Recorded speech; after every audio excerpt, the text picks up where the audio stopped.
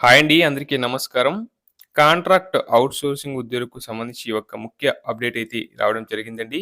రాష్ట్రంలో మహిళా సాధికారతకు చిహ్నంగా ఉండాల్సిన శ్రీనిధి ఫెడరేషన్ ఇప్పుడు అక్రమాలకు, నిబంధనల ఉల్లంఘనకు అడ్డగా మారింది.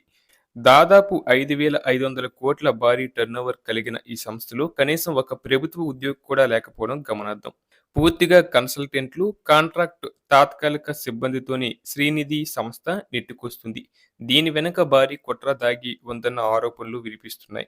రాష్ట్ర ఆర్థిక శాఖ నిబంధనల ప్రకారం 350 కోట్లకు పైగా టర్నోవర్ ఉన్న ఏ ప్రభుత్వ రంగ సంస్థకైనా ఐఏఎస్ లేదా గ్రూప్ 1 స్థాయి అధికారి మేనేజింగ్ డైరెక్టర్ ఎండీగా ఉండాలి. కానీ శ్రీనిధిలో మాత్రం 2011 సెప్టెంబర్ నుంచి విద్యాసాగర్ రెడ్డి అనే రిటైర్డ్ కన్సల్టెంట్ పాతుకుపోయారు. దశాబ్ద కాలానికి పైగా ఆయన ఎండీగా కొనసాగడం వెనుక రాజకీయ పలుకుబడి, లోపాయికారి ఒప్పందాలు ఉన్నాయన్న విమర్శలు వ్యక్తమవుతున్నాయి. ఇక శ్రీనిధి సంస్థలో రిటైర్డ్ కన్సల్టెంట్ల ఆగడాలు, వేధింపులు తలలేక 2018 నుంచి ఇప్పటి వరకు దాదాపు 450 మంది సిబ్బంది రాజీనామాలు చేసి రోడ్డున పడ్డారు.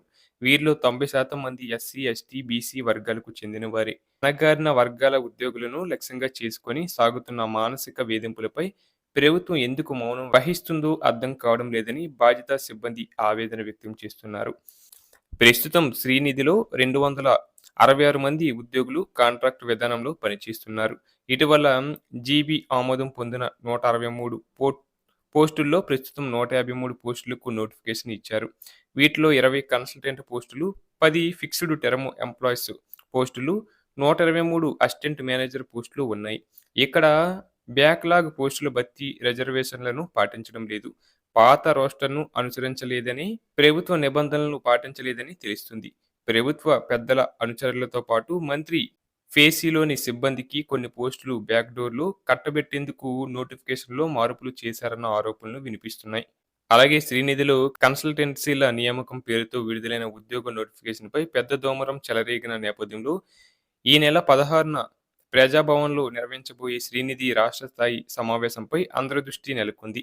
ఈ సమావేశంలో ఉద్యోగుల సంక్షేమం, సంస్థ బలోపేతంపై చర్చిస్తారని పైకి చెబుతున్నా అసలు ఎజెండా వేరే ఉన్నట్లు తెలుస్తుంది. క్షేత్రస్థాయి సమస్యలను పరిష్కరించడం కంటే సంస్థపై వస్తున్న వార్తలను ఖండించడానికి, ఉన్నతాధికారుల పోస్టులను కాపాడుకునేందుకే ఈ నివేదికను వాడుకోవాలని చూస్తున్నట్లు తెలిసింది. ముఖ్యంగా ఎండీ విద్యాసాగర్ రెడ్డి సేవలను ఎక్స్ అఫిసియా చైర్మన్‌గా కొనసాగించాలని ఉద్యోగులందరితో తీర్మానం చేయించాలని భావిస్తున్నట్లు సమాచారం. రిటైర్డ్ అయిన కొన్నేండ్లుగా ఎక్స్ టెన్షన్‌పై కొనసాగుతున్న ఆయన ఉద్యోగ కాలం ఈ నెల 23తో ముగియనుంది.